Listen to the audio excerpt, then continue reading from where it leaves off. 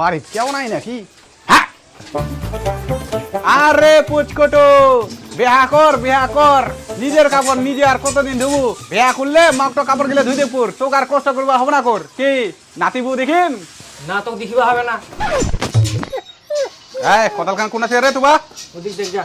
ও টাকায় আচ্ছা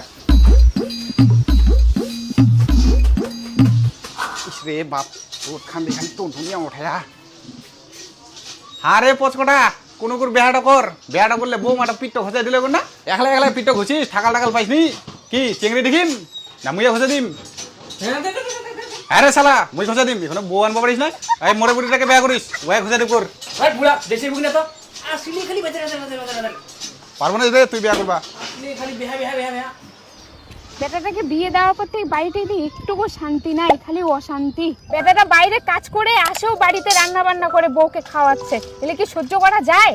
কি আর করা যাবে কো, এখন হয়ে গেলে করার কিছু নাই, এইভাবে সহ্য করে থাকতে হবে। এখন চলো ভালোভাবে তুললেই হয়ে গেল। আর হ্যাঁ, এবার ছোট বেটাটা দেখি শুনি ভালো করে বিয়া দিবা হবে, যাতে বাড়িতে অশান্তি না হয়, এক না সুখে শান্তিতে থাকা যায়। হ্যাঁ ঠিক বলছো, এবার ছোট বেটাটাকে দেখে শুনে বিয়ে দিতে লাগবে, না হলে আবার কোন দিন কোন মেয়ে পালাই নিয়ে চলে আসবে তার নাই ঠিক। ঘটককে বলো তো ভালো মেয়ে দেখতে। হ্যাঁ ঠিক করে তাড়াতাড়ি ব্যবস্থাটা করে দিবা হবে।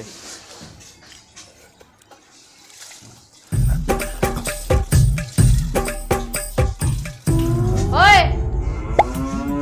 কোথায় যাচ্ছ? হাত ধুতে। হাত ধুতে মানে? বাসনগুলো কে মাজবে?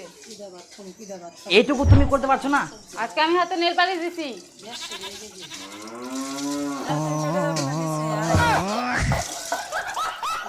কি করে?